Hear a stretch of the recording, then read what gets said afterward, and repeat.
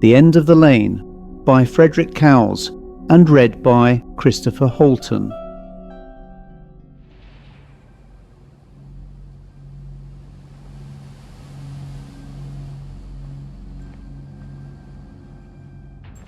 And that is where our story begins, on a storm-lashed stretch of the Cornish coast, with two stranded travellers, an apparently deserted house, and a little girl who seems very pleased indeed to find someone waiting by the fire.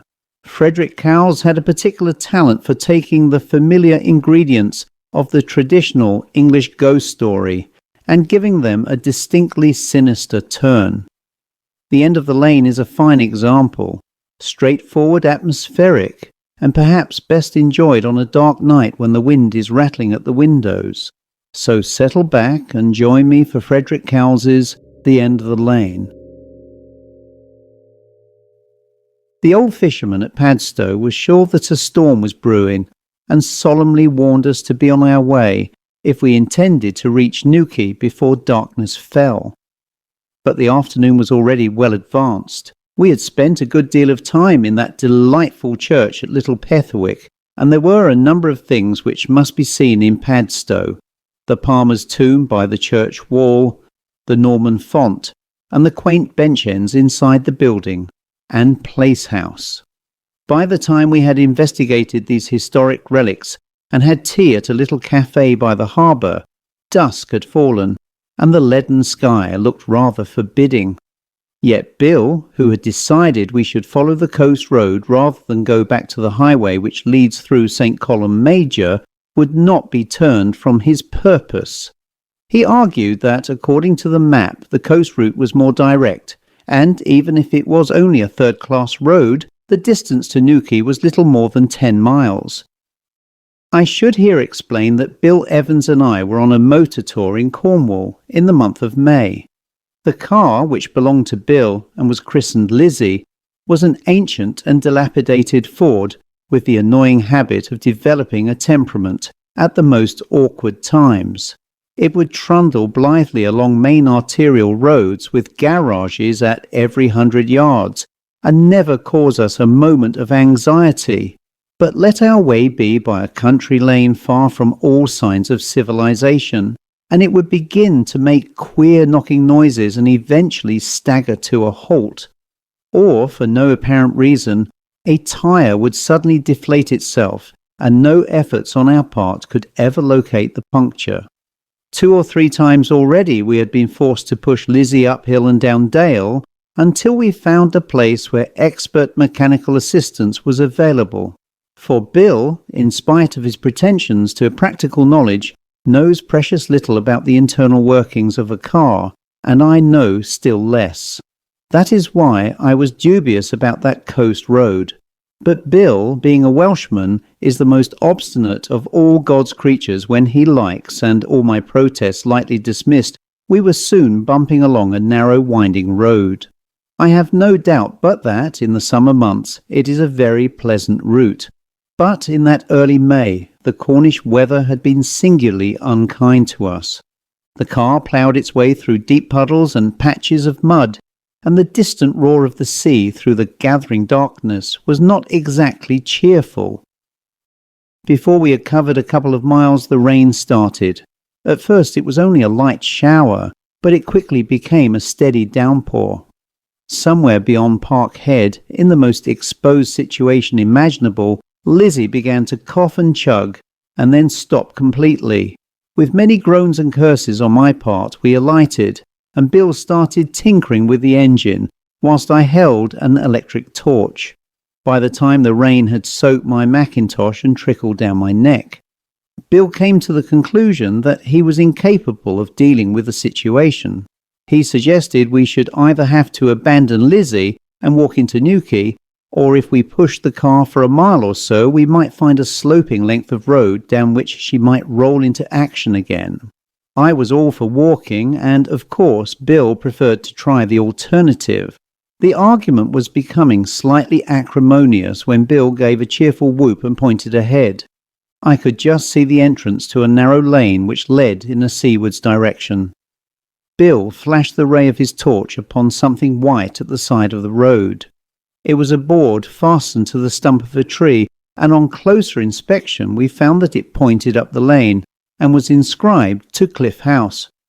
The name seemed vaguely familiar, and I asked Bill if it struck any chord in his mind. "Not so far as I can remember," he replied. "It's a common name, and perhaps it's a guest house or a private hotel. In any case, we're going to see if we can get shelter there for the night.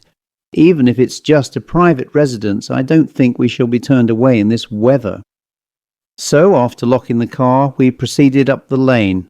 In places it was almost ankle deep in mud, and it did not appear to have been recently used. But within 50 yards of the road we came upon a rusty iron gate and saw the house looming through the darkness. It was a 2-storied building and seemed deserted. There were no lights in the windows, and the path to the front door was overgrown with weeds.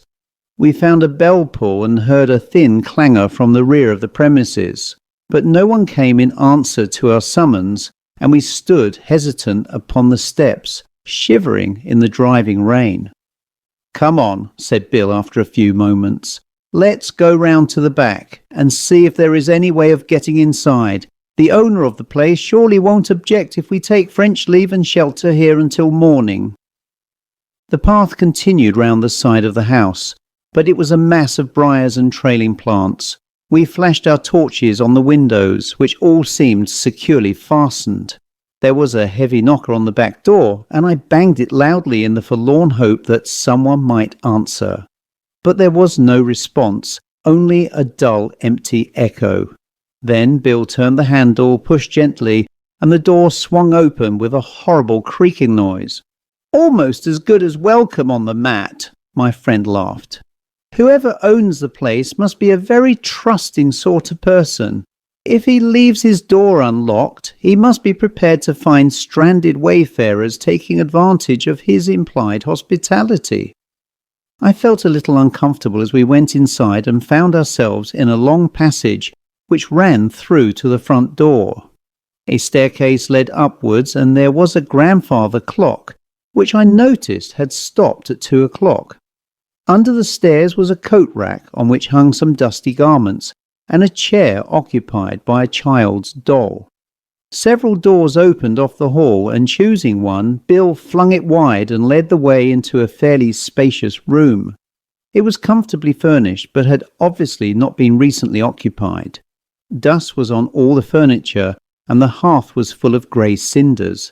3 easy chairs were drawn up in a semicircle around the grate. In a recess was a heap of logs and a scuttle of coal, and there were candles in tarnished brass holders on the mantelpiece. When we had made a light, the room looked more cheerful. The wood was dry, and Bill soon had a fire blazing up the chimney. We forgot we were trespassers, removed our wet mackintoshes, sank into the easy chairs, and settled to enjoy the warmth. It is true that we did discuss, in half-hearted fashion, what excuse we should offer the owner if he returned, but we were not unduly troubled about the situation. We ate some chocolate and biscuits we had brought from the car, and then, I suppose, I must have dozed. I was aroused by a gentle kick from Bill, and on starting up managed to check a cry of protest when I saw that he had a finger to his lips and was looking towards the door, which was slowly opening. The fire was blazing merrily, but I felt a cold shiver go down my spine. I almost laughed with relief when the door was pushed wide and a little girl slipped into the room. She could not have been more than about 9 years of age, and her fair hair was braided into 2 plaits which hung over her shoulders. She had a sad, wistful face and very blue, frightened eyes which shone in the candlelight. For a moment she paused on the threshold and seemed to be taking stock of us. Then she approached very shyly and, standing at the back of Bill's chair, said, "Good evening. May I warm myself by your fire? I have been so cold for a long time." We both stood up as she neared the hearth, and I stammered some words of excuse for our intrusion. To tell the truth, Bill and I had no experience of children, and we were a little embarrassed. Our words seemed to convey nothing to her, and with a sigh of contentment she seated herself in the vacant chair and spread her hands to the blaze. We resumed our own seats and watched the little lady enjoying the warmth. "Nice fire," she whispered. "Nice fire. It is so cold by the sea and lonely too. I'm glad you are here." We noticed that she was painfully thin. Her clothes were worn and shabby, and her hands almost transparent. "Where are your father and mother?" I asked. "I don't know," was the reply, and there was a pathetic wistfulness in her voice. "But do they live here?" asked Bill. "Doesn't this house belong to them?" "No," she said, "it is his house." A shadow of fear twisted her little face, and she half started up from the chair. "He will be coming soon, and I'm afraid of him." She began to whimper like a lost puppy. "Sit down, little girl," I said. "No one will hurt you whilst we are here. Tell us who he is, and then we shall be ready for him if he comes." The words seemed to soothe her, and she stopped crying. She crouched over the fire, but made no attempt to reply to my question. Bill and I looked at one another in some bewilderment, for we did not know how to proceed. Fortunately, she appeared to be satisfied just to sit there, and showed no inclination to converse. The wind howled round the house and the rain lashed the windows. I saw, however, that the child's clothes were dry, so she had evidently not been out in the storm. Suddenly she jumped to her feet and cried out, "Can you play hide and seek?" Without waiting for a reply, she gave a little trill of laughter, darted over to the window, and slipped behind the curtains. Then she peeped out at us and called, "Find me if you can." With every intention of entering into the fun of the thing, we both crossed the room and pulled the curtains aside. There was no one there, and the window, which had been closed and bolted, was slightly open. We stepped out into the pouring rain, and Bill flashed his torch along the path. There was no sign of the child, only the sodden mass of weeds, muddy puddles in the worn gravel, and a few stunted bushes. The wind blew the rain in our faces, and from very near we heard the raging of the sea. We went back into the room and gaped at one another. It is difficult to explain what we felt at that moment. I suppose the first feeling was one of amazement, but in my own case, at any rate, it was quickly replaced by one of fear. There was something uncanny in the strange manner of the child's departure. "Why should she go like that?" said Bill. "It's foolish of her to run out into the rain and darkness. Ought we to go out and look for her?" "Perhaps she doesn't live here at all," I suggested, closing the window.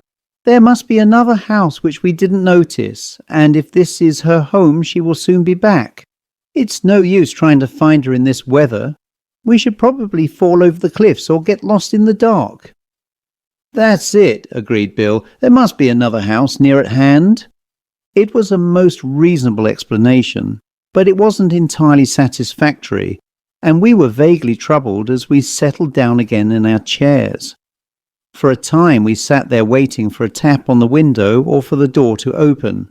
Then, what with the heat of the fire and a general feeling of lassitude, we must have both fallen asleep.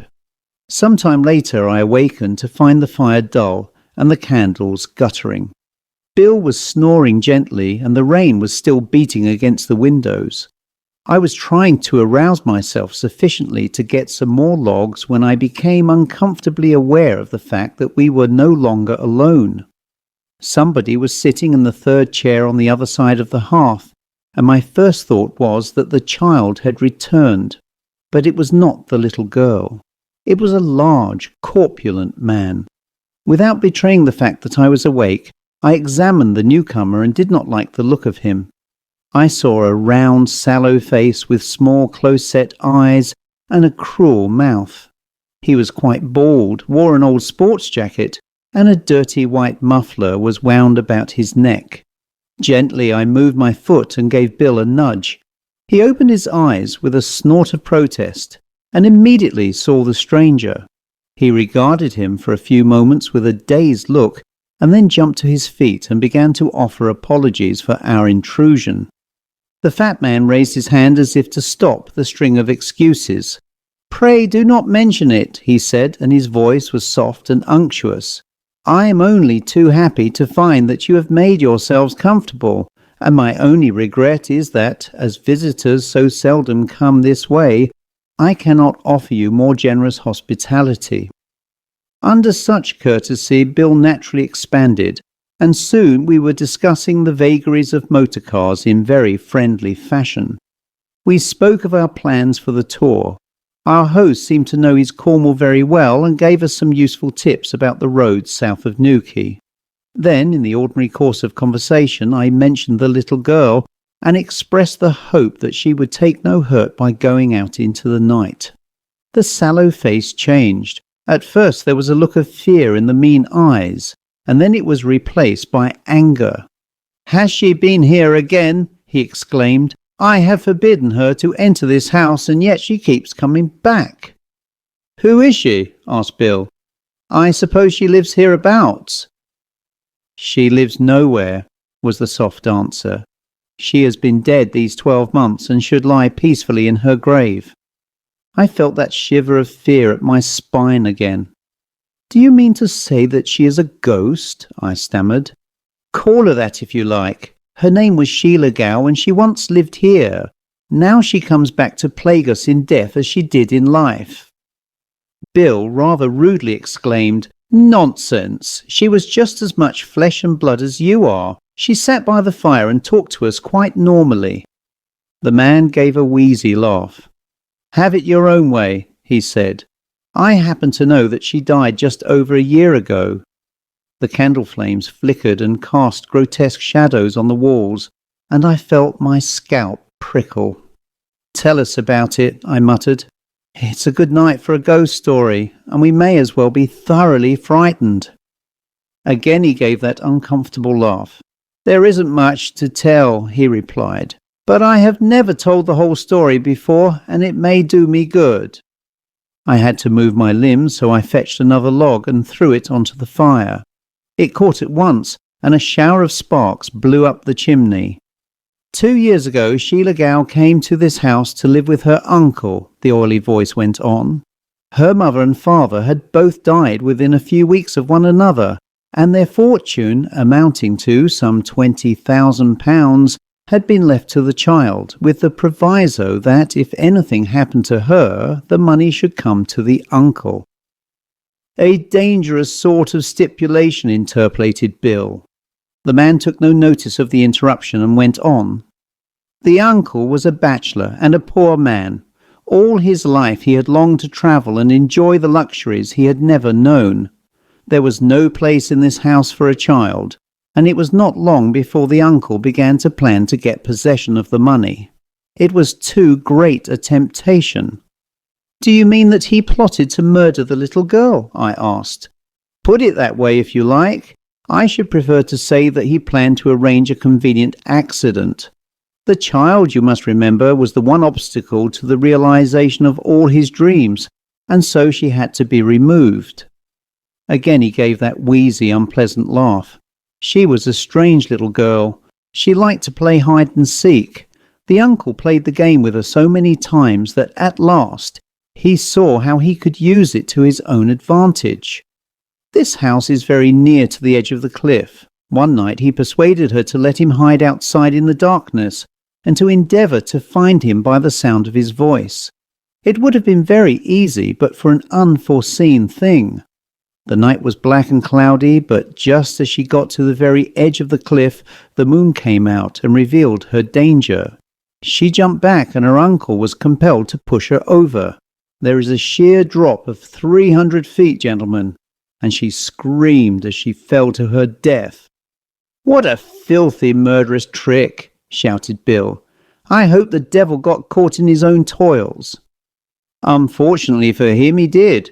He was prepared to play the part of the sorrowing guardian and receive the sympathy of the coroner's court, as a verdict of accidental death was recorded. But there were 3 things which he had failed to take into account. The first was a sudden burst of moonlight, the second was a fisherman in a boat off the shore, and the third was an interfering detective. It was this man who, slowly but surely, built up the case against the uncle. Whilst this was being done, a new element was introduced into the affair. Sheila came back again. Night after night she dragged herself up the face of the cliff and crept into the house, through that door or that window, and tried to force her uncle to play hide and seek with her. He knew that her intention was to lure him over the precipice, and his arrest was almost a relief. "So they got him," said Bill with satisfaction in his voice. "Yes, they got him. There was a trial and a hanging, gentlemen. A sad story. A very sad story." 2 tears slowly trickled down his fat face. I couldn't speak. I was terrified of something that was simply numbing my mind with horror. From where I sat, I could see the figure of the little girl standing behind the man's chair. But the form was outside the range of Bill's vision, and he spoke again. "How do you know all this?" he demanded. "Who are you?" The man's face twisted into a sneer. "Who am I?" he repeated. "I suppose there is no harm in you knowing. I am not ashamed of my name. It is Simon Nelson." Then he threw back his head and burst into roars of horrible laughter. The white scarf slipped away, and I saw an ugly red scar about his neck. In that moment, Bill and I realized the truth. We seized our macintoshes and made for the door with that awful laughter ringing in our ears. Outside, the gale was still raging, but we pelted down the lane as if the devil were at our heels. With the ending of the storm, it suddenly came to us why there was a vaguely familiar sound about the name of the house. It wasn't so long since the newspapers had carried reports of the trial of the murderer of little Sheila Gow, and the name of the man who had been hanged for the crime was Simon Nelson. The end. And that was The End of the Lane by Frederick Cowles. There is something wonderfully traditional about this story. Cowles makes no attempt to disguise what sort of tale he is telling us. We have 2 travellers stranded at night, a violent storm, an isolated house near the Cornish cliffs, a mysterious child, and eventually the gradual revelation of a terrible crime. What I particularly like is the way Cowles uses the warmth of the fire as a contrast to everything outside it. Bill and his companion believe that they have found sanctuary from the storm, and for a while Cliff House actually feels rather welcoming. Then Sheila appears and asks that wonderfully simple question. May she warm herself by their fire because she has been cold for so long? It is an understated moment, but once we know what happened to her, those words take on an entirely different meaning. There is also a rather satisfying piece of supernatural justice at work. Simon Nelson murdered Sheila for her inheritance, attempted to disguise her death as an accident, and ultimately paid for his crime on the gallows. Yet even death provides him with no escape. Sheila continues to return to Cliff House, still wanting to play the game that was used to lure her to her death. And Cowles saves one particularly effective image until almost the very end. The white muffler slipping from Nelson's neck to reveal the mark left by the hangman's rope. It isn't subtle perhaps, but it doesn't need to be. It is exactly the sort of macabre final touch that makes these traditional ghost stories so enjoyable. Cowles may never have achieved the reputation of M.R. James, E.F. Benson, or Algernon Blackwood, but stories such as this demonstrate why I think his work deserves to be rediscovered. There is an uncomplicated pleasure in a well-told ghost story, particularly one involving a lonely house, a storm outside, and something or someone who really ought to be dead. I hope you enjoyed The End of the Lane. As always, do let me know what you thought of it in the comments, and whether you'd like to hear more of Frederick Cowles's lesser-known tales here on Haunted Tales of Darkness.